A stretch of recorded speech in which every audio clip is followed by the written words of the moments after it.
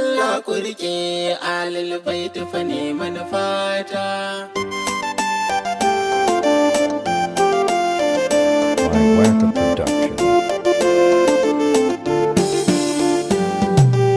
Masu saurare na da masu jin waƙe na, dan Allah ku rike ahlul baiti fa ne manufata.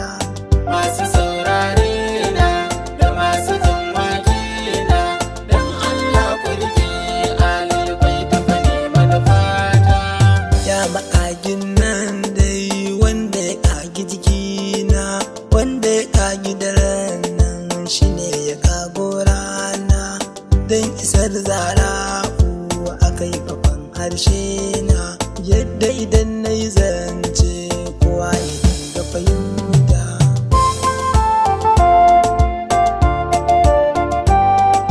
Tsira aminci yau ma rabbi da ke roƙonka, ka ƙara yi wa ma'aikin da dan shi ne muka bi ka, a sa da aljin Allah mai shirafa fadirka.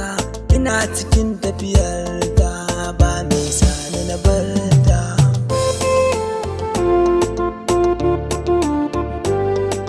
Salam alaiki ta'ala Fadima na da Batula, sanyin ran Mamudu ke na kasan kalla, bani da wanne kai ki bare ya ki Jamila, ke ce na sani umma na nake da mazanta. Masu saurare na da masu jin waƙe na, dan Allah ku rike ahlul baiti fa ne manufata. Ubangidan kowaye mala'iku da mutane, Ali ya dar sarki wallahi kai fa uba ne, ya ja da kai shege ne tabbas komawa ne, ko malam ko sarki dole fa ne ya azauta.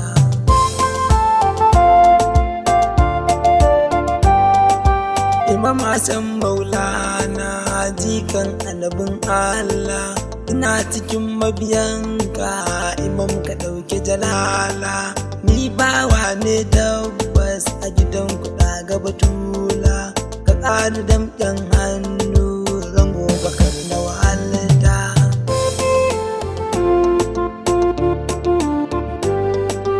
Imam Hussein tsira ne don Allah murke shi, da babu shi addini da babu kai bayan shi, sai dai a yau soyayyar shi an bar wani kishi shi, ma'ana dai ɗan shi a shi aka ba cancanta. Masu saurare na da masu jin waƙe na, dan Allah ku rike ahlul baiti fa ne manufata.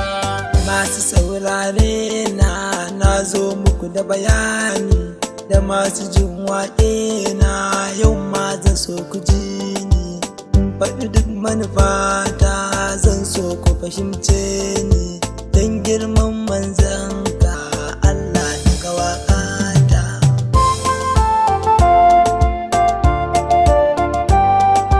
Ni ahlul baitin nan nake ta son kurke su, ku yi musu so soyayya saman uwa da diyansu, in aka ce maka ga su kowa yana a ƙasansu, ‘ya'yan manzan Allah ku bi su ne manufata.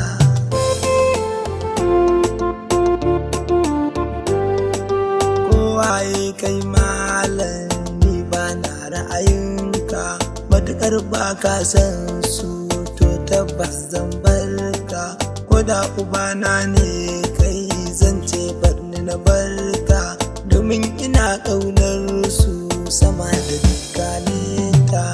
Masu saurare na da masu jin waƙe na, dan Allah ku rike ahlul baiti fa ne manufata. Indai kana so ni da kai mu zama kamar to dangi, sai ka rike ahalin nan da dansa a kai jirgi, na tafi a cikin son su ba wani neman waigi, idai a bar na ana ku na rike mafita ta.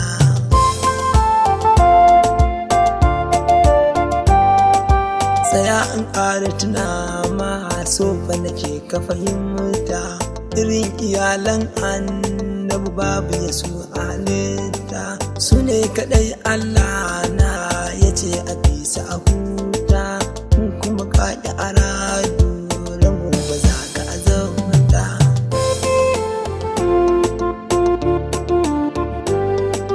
Ina ta ƙara gaya ma ka bi su ka bi lahu koren tsaiwa bin su zaya na kai ihu su na ba a duniyar nan harcansu na ruhu kuma ko me za a yi mun ban sauya magana ta.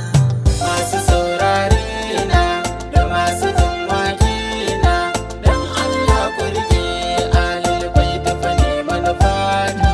Da ka ji ina yabon su san ba wanda ya biya ni ba wani ɗa da ya sa ni bare a ce yana ni ba mai ɗaukar nauyi sai Allah rabbani shi ke tsare ni da sharrin mai sharri da mugunta.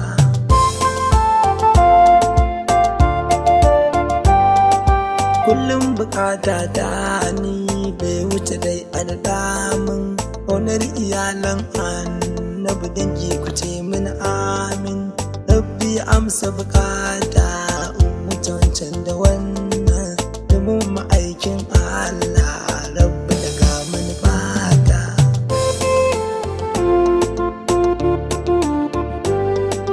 Tamad bi amdulillah anan ne zan da sa'aya cikin yaban alin nan da na gawa soyayya nake ta san murke su yi musu har ƙaunayya ba wani tsira sai su don Allah ku farka.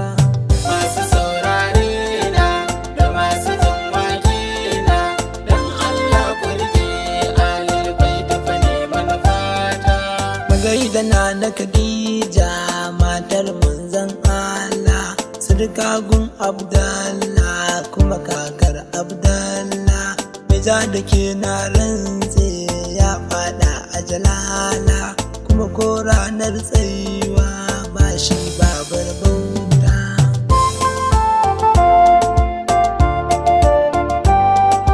Baba Abu Dalib na rabbi ya sissinewa masu kiranka da ɗana wuta rabbi ina roƙawa adar ma'aiki ne dai kuma dai ɗan Fadimawa san kowa da kowa ya rike su ne rabon